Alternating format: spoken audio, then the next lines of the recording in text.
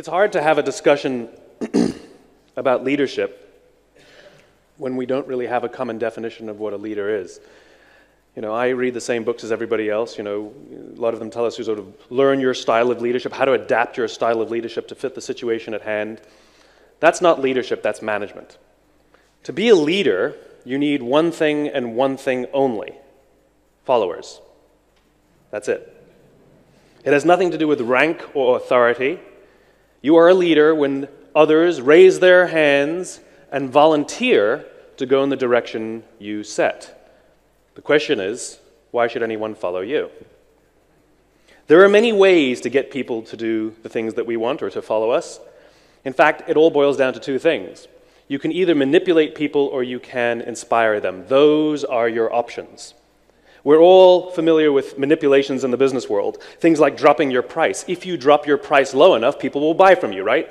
This is the concept behind a sale. Things are priced to move. Promotions, 2 for 1, free toy inside, buy one, get one free.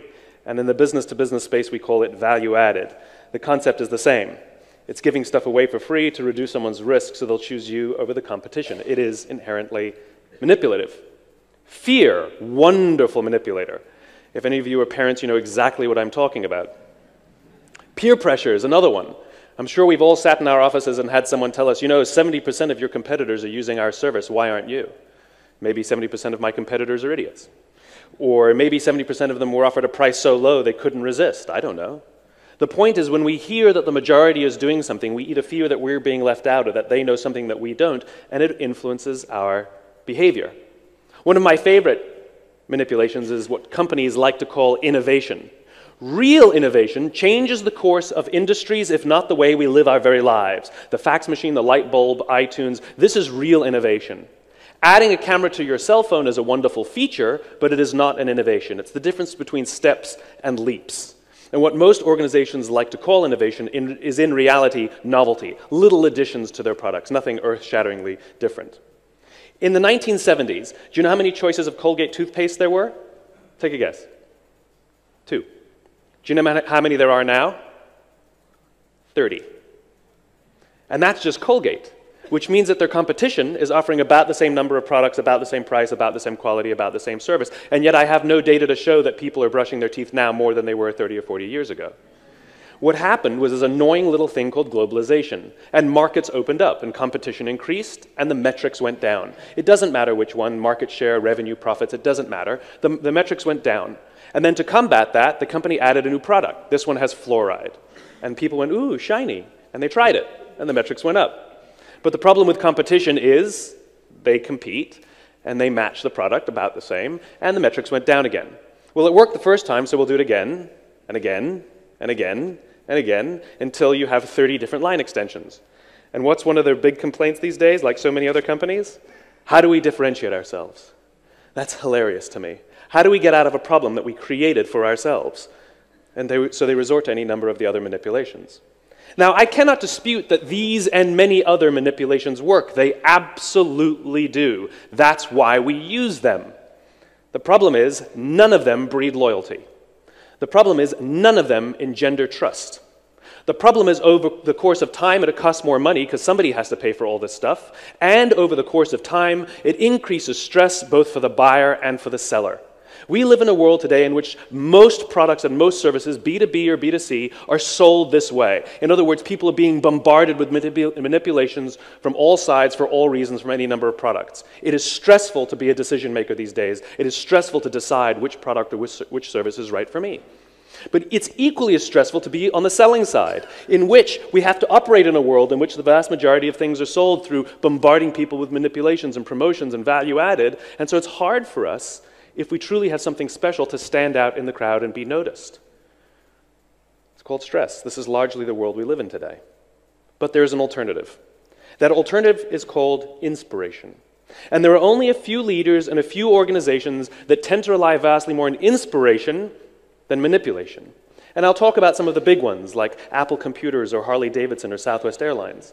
But you see the same pattern in great leaders like Nelson Mandela or Martin Luther King or John F. Kennedy.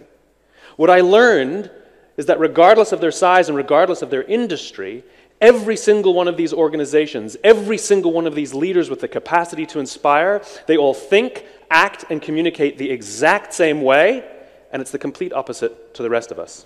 All I did was write it down. And it's probably the world's simplest idea. I call it the golden circle. It's quite literally 3 concentric circles, a bullseye. In the middle is why, and the center ring is how, and the outside ring is what. I always like to joke that because I use a paper and a pen, I don't have AV problems. I have one. Let me define the terms. Every single organization on the planet knows what they do. These are the products we sell, the services we offer. Some know how they do it. Whether you call it your differentiating value proposition, your proprietary process, your USP, these are the things you think make you different or special or stand out from the crowd. But very, very few people and very, very few organizations can clearly articulate why they do what they do. And by why, I don't mean to make money. That's a result.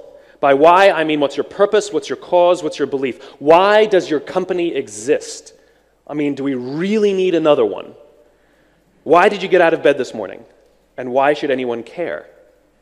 As a result, the way we think, the way we act, the way we communicate is from the outside in.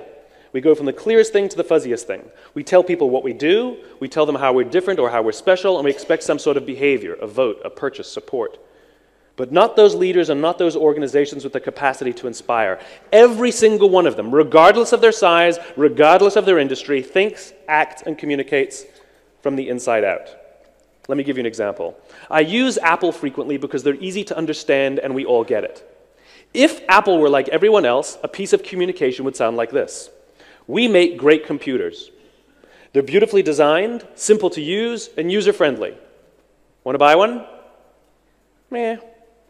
This is normal. This is how most organizations communicate. You know, here's our new car. It's got tinted windows, great gas mileage, leather seats, choose us. Here's our law firm. We've got all the best lawyers. We went to all the best schools. We win all of our cases. We work with some of the largest companies. Hire us. Here's how Apple actually communicates. They start with why. Here's what they say. Everything we do, we believe in challenging the status quo. The way we challenge the status quo is by making our products beautifully designed, simple to use, and user-friendly. We just happen to make great computers. Want to buy one?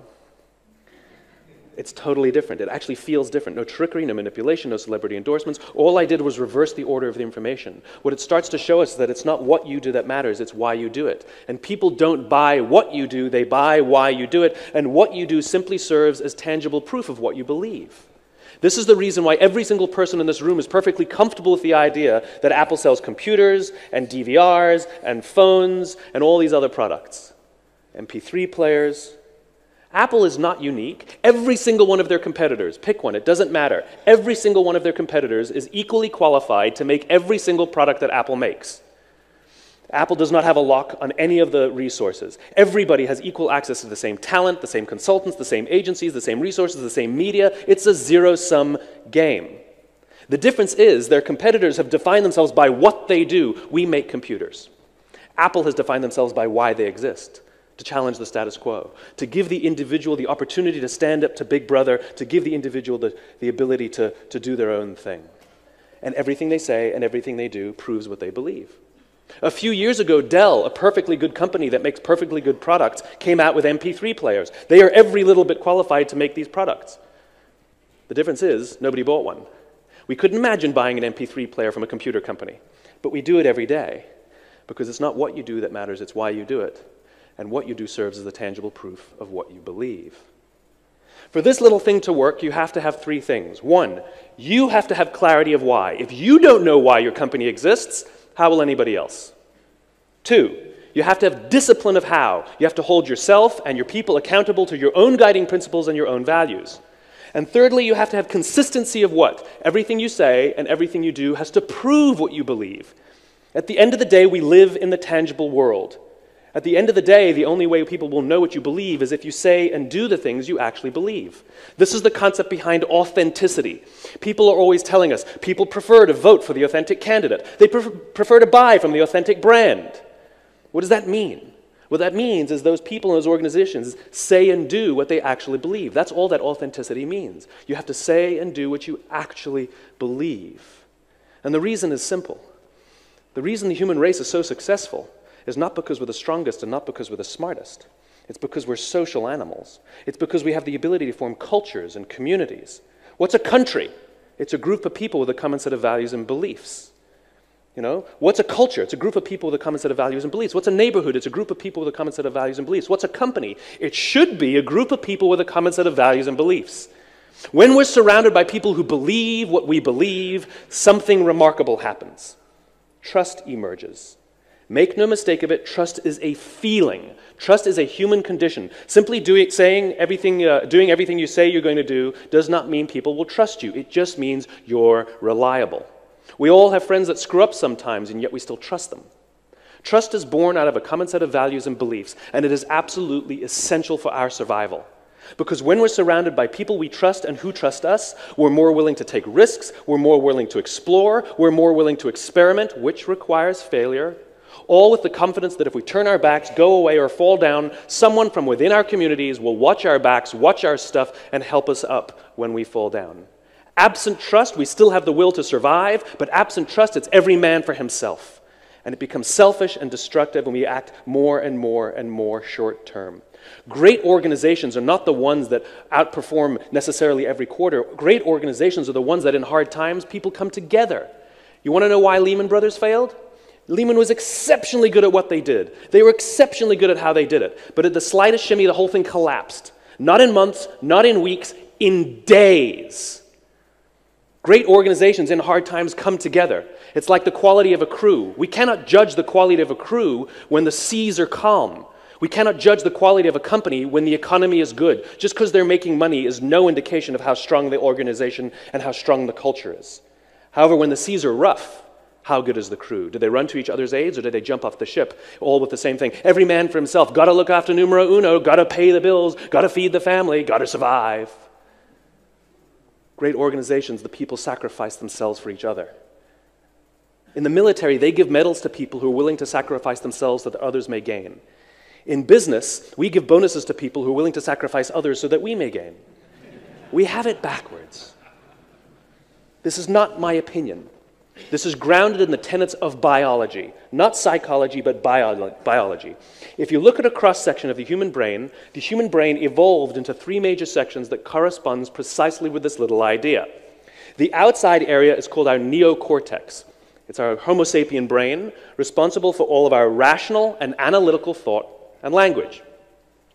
The middle two sections make up our limbic brains, and our limbic brains are responsible for all of our feelings, like trust and loyalty. It's also responsible for all human behavior, all decision-making, and it has no capacity for language. This is why you can't ask your customers, why do you do business with us? Why do you love us? They can't tell you, because the part of the brain that controls decision-making doesn't control language. This is where gut decisions come from. There is no part of your stomach that controls decision-making. And it's not in your blood, and it's not in your bones, and you're not following your heart. We ascribe it to different parts of our body because the part of our brain that controls language doesn't control decision-making. And it's not an accident that we use the verb to feel to describe gut decisions. I know all the data says we should do that, but it doesn't feel right. That would be biologically accurate. The part of the brain that controls feeling controls decision-making. This is also the reason why the question, why do you love your husband or why do you love your wife, is a difficult question. Why do you love your wife? I don't know. That's where most people start. You've been married for 15 years and you don't know why you love your wife, you know? She's smart, she's fun, I can trust her, I've known her forever, you know? Sounds like a golden retriever, right? And then we start saying things that don't even make sense, right? She completes me. Don't know what that means, right? I have a left arm and a left leg, she's got a right arm and a right leg, together we make one. I don't even know what it means. What we're attempting to do is verbalize the feelings we have towards a person or an organization with the part of the brain that doesn't control language. And so we make things up, we rationalize, or we actually say things that don't make sense. How many of you love your Macintosh computer or know someone who loves their Macintosh computer? Okay, they always put their hands up so quickly, they're always so excited. You can always tell people who love their Macs, because when you try to explain to them rationally, based on facts and figures, they actually bought substandard computers, they start foaming at the mouth. Right? But rationally speaking, that's exactly what happened. Rationally speaking, based on facts and figures, Macs are at least 25% more expensive than their PC counterparts, sometimes double their price. There's less software, there's fewer peripherals, and they're absolutely slower. I mean, there's nothing faster about them. I have one, and I get that spinning beach ball of death all the time, right? The difference is, Apple's not selling us one of these, they're selling us one of these. Because Apple is so clear about what they believe, so disciplined how they do things, and so consistent in what they do, it gets the point that their computers serve as a symbol of a set of values and beliefs. Those people who love their Macs didn't buy it just for the product based on the rational sensibilities and the rational differentiators. They bought it to demonstrate something about who they are. This is why Mac lovers love opening their computers in airports. Right? People with PCs don't open their computers in airports. They don't care. It's just a commodity. It's just a computer. And sometimes you see a PC with an Apple sticker. That's somebody telling you, my office gave me the computer. This is not really who I am. It's a symbol for who they are. Because you see, our survival depends on our ability to find people who believe what we believe. And because the part of the brain that controls behavior doesn't control language, we rely on stories and symbols and all of these things to help communicate who we are. This is why authenticity matters. Because if you say and do the things you actually believe, you will attract people who believe what you believe. If you lie, people will be drawn to the lie, but we will start to figure out that you don't actually believe those things, and so we don't trust you. This is why we don't generally trust politicians. Because when we sit down and evaluate all the things they tell us, yes, rationally speaking, all of their opinions happen to align completely perfectly with all the beliefs I have, but we know that they're not telling us things that they actually believe. And so we don't trust them. Trust is a very, very important thing. Our survival depends on it. We're highly, highly attuned to it. I had the great honor of visiting Quantico Marine Base in Quantico, Virginia. And on the day I was there, this is where the Marines select their officers who will then lead their Marines into battle. And the day I was there, the colonel in charge of OCS was about to give me a presentation on about their selection process and how they run things. And there happened to have been an incident while I was there. And they were considering throwing one of their Marines out of the Marine Corps. So of course, curious Simon, I said, well, what happened? You know, it must have been serious if you're considering throwing him out of the Marine Corps. And they said, we caught a guy falling asleep on watch. I said, in Virginia? Like, that's it? You know, it's not like he was in combat or something. You caught a guy falling asleep on watch in the woods of Virginia, and you're going to throw him out for that. A little strict, don't you think? And the guy said, no, you don't understand. He said when we questioned him about it, he denied it. When we questioned him about it again, he denied it again. And only when we gave him irrefutable proof that he had fallen asleep on watch did he say, and I quote, I want to take responsibility for my actions. And the problem we have in the Marine Corps is that you take responsibility for your actions at the moment you perform those actions, not at the point you get caught. You see, integrity matters, he said. If I'm going to put him in charge of a group of Marines in combat, and they're not 100% sure that every word that comes out of his mouth is the truth, if there's any doubt that he's saying things to cover his own skin, it puts people in danger and people will die. Unless you're completely honest, we cannot have you in our Marine Corps and we cannot let you lead. Being honest is a very, very simple thing. All it means is you tell the truth. I would rather you disappoint with the truth than appease with a lie. And it goes back to our survival instinct. If we sense for a moment that someone is lying to us, the question is, will we be able to go into a foxhole with them?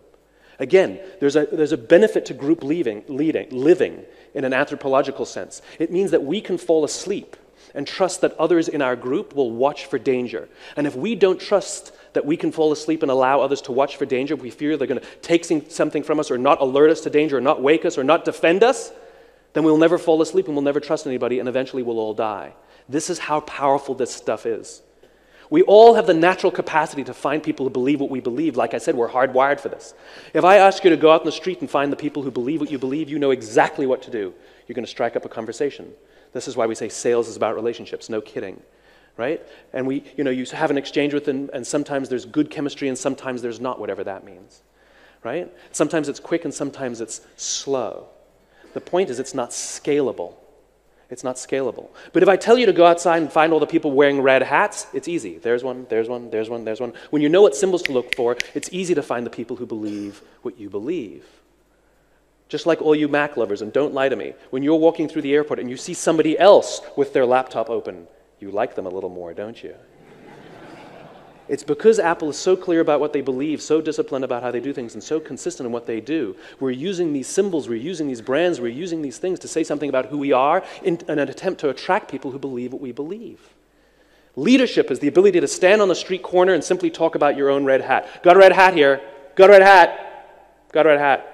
And all the other red hatters, whether they can see their own red hat or not, whether they know their own why or not, are eerily drawn to you because you're the one capable of putting their values and beliefs into words, and they can use you to say something about who they are. People who are most loyal to your company are the ones who see their jobs as a reflection of who they are and what they believe. They see your company as a reflection of who they are and what they believe. There are people walking around with Harley-Davidson tattoos on their body. This is a corporate logo. Some of them don't even own the product. There's nobody walking around with Procter & Gamble on their arm. It's because Harley is so clear about what they believe, so disciplined about how they do it, and so consistent in what they do, it gets the point that everything they say and everything they do serves as proof of what they believe. The reason this stuff is important can be summed up in something called the law of diffusion of innovation. And if you don't know the law, you definitely know the terminology. It's the old bell curve, the standard deviation. And what it tells us is that the first 2.5% of our population are our innovators. The next 13.5% of our population are our early adopters. Then you have your early majority, your late majority, and the last 16% are your laggards. The only reason these people buy touch-tone phones is because you can't buy rotary phones anymore. That's my parents. What the law of diffusion tells us is that this population, the innovator and the early adopter population, are very comfortable trusting their guts. They're very comfortable making intuitive decisions. They're willing to pay a premium and go out of their way to be a part of something that reflects their own beliefs. These are the people who stood in line for 6 hours to buy iPhones when they first came out, even though you could go into the store and just buy one off the shelf a week later. These are the people who spent $40,000 or $50,000 to buy flat-screen TVs when they first came out, even though the technology was substandard. It had nothing to do with the technology. It had to do with them. The majority of the population is more cynical and more practical. They absolutely care about things like price and quality and service and features. The problem is they're not willing to try something until somebody else has tried it first. This is the reason we have to drop our price and offer promotions, all kind of value added, because these people these are the ones we have to reduce their risk. These people happily pay a premium and work with substandard products if it reflects their beliefs. And these people won't try something until somebody else has tried it first. In other words, to achieve mass market success or long-term stability, it's not about appealing to these people, it's about appealing to these people. And if you can get 15 to 18% market penetration, and I don't mean of the market, I mean of the people who believe what you believe, then there's a social phenomenon, the tipping point. 15 to 18% of those who believe what you believe, and it just tips and it goes mass. We all get about 10%. Law of averages says if you ignore everything I'm saying, you'll get about 10%. 10% of our customers love us, 10% of our employees love us. But it's not enough to make it tip, you see. I'll give you two examples, a famous failure and a famous success. First, the famous failure. It's a business example. In the US, we have a product called TiVo. It's a digital video recorder. When TiVo was introduced into the marketplace about 12 or 13 years ago, it was and continues to be the single best product on the market, hands down, undisputed. It is the best technology out there and continues to be this to this day, right? And if you ask most organizations and you ask most companies, why did your product fail? Why did your company fail? They usually give you some combination of the same few reasons. Undercapitalized, didn't have enough money. Poorly executed, wrong people, bad market conditions. Okay, that's the recipe for success. So TiVo has the best product on the market, execution flawless. Venture capital up the wazoo. Money, no problem. They hired the best engineers money could buy. People, not a problem. And the market conditions are incredible. In the US, we use TiVo as a verb. The unaided awareness of the brand is in the 90th percentile. It's common. Market conditions, fantastic. TiVo is a commercial and financial failure. They've never made money. And when their company went public, it launched at about $40 or $50 and then very quickly plummeted, and except for a couple of little blips, has never ever traded above $10. And the reason is because they took this brilliant product, brilliantly executed, brilliantly funded, and they told the mass market, we have a product that pauses live TV, skips commercials, memorizes your viewing habits on your behalf, and records without you even asking. And the cynical, practical majority said, I don't believe you, I don't need it, I don't like it, I don't want it, you're scaring me. And so they didn't buy one. There are a few early adopters, and to this day they love their TiVos and have upgraded it every year, but it wasn't enough to make it tip. Now imagine if TiVo had launched their product to this population, explaining why it exists. If you're the kind of person who likes to take total control over every aspect of your life, boy, do we have a product for you. It pauses live TV, skips commercials, memorizes your viewing habits, and records on your behalf without you even asking. In this instance, what the product does serves as tangible proof of why it exists. It is not the reason we make the choice in the first place. People don't buy what you do, they buy why you do it. Now I'll give you my favorite example of the law of diffusion. Martin Luther King, in 1963, August of 1963, gave his I Have a Dream speech, and 250,000 people showed up on the Mall in Washington to hear Dr. King speak. No invitations were sent out, and there was no website to check the date. How many emails did you get to show up here today? Right? It was 7, 8? It was 500 people here, right? Nothing. Right? Dr. King was not the only man in America who knew what had to change to bring about civil rights in that country. He wasn't the only great orator of the day. He wasn't the only man who suffered in a pre-civil rights America. In fact, he suffered less than most because he was off at university. He wasn't even the perfect man. He had his complexities, and we just don't talk about that stuff. The difference is he had a gift. He didn't go around telling people what we need to do, how we're going to do it. He went around and told people, I believe, I believe, I believe. And people who believed what he believed took his cause and made it their own. And they told people what they believed. And those people took that cause and made it their own, and they told people what they believed. And some built structures to get the word out more efficiently. And lo and behold, on the right day, on the right time, 250,000 people showed up on the Mall to hear him speak. How many of them showed up for him? 0. They showed up for themselves. It's what they believed.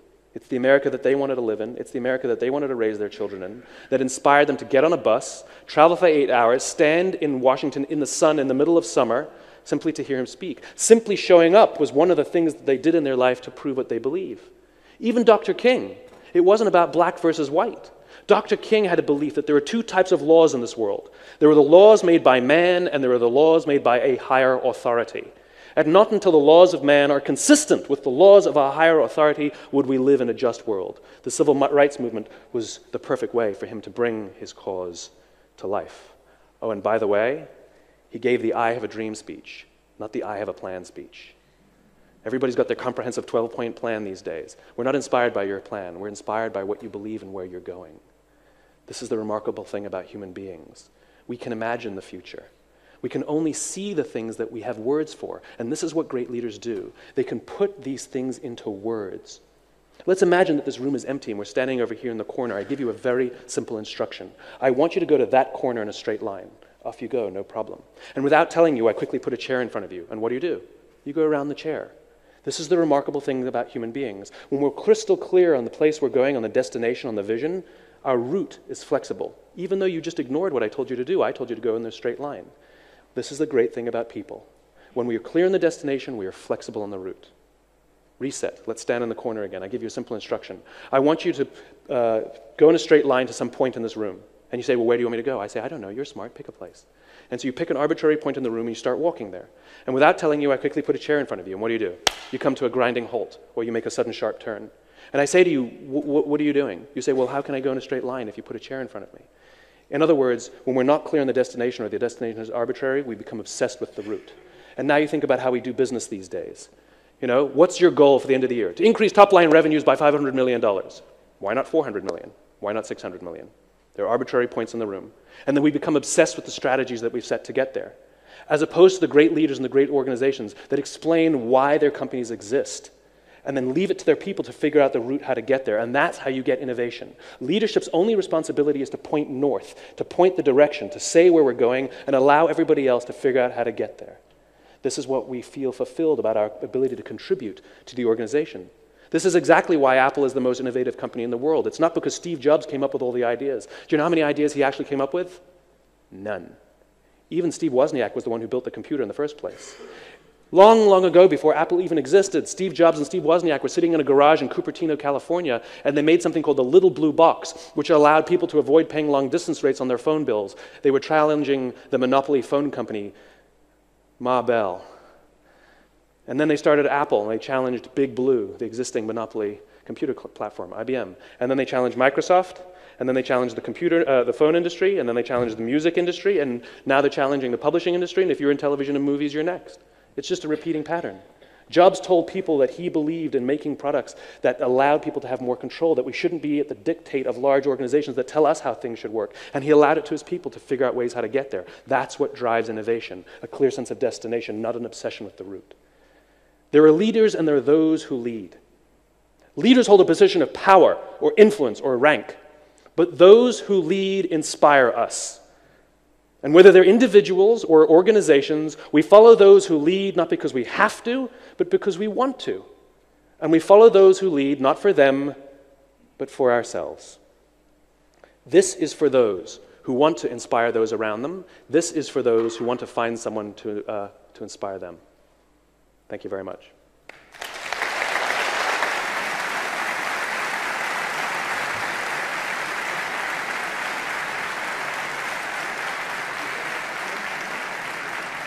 So much. It sounds very good, with all due respect.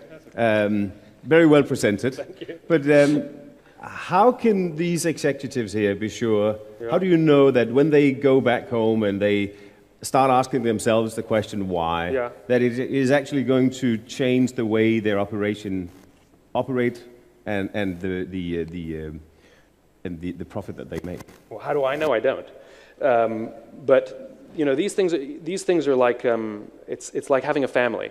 You know, you as a parent know that the right thing to do to raise your children right is to afford them every ability to access to education, and you know that it's your responsibility to help them understand their strengths and build on their strengths, and you know that it's your responsibility to encourage and push them, sometimes discipline them, sometimes help them up, sometimes let them falter by themselves, all with the hope and aspiration that they will achieve more than even you could achieve. Unfortunately, you will not see the results of your investment for 30 years, 20 years. You're not going to see it, and yet we know that that's the right thing to do.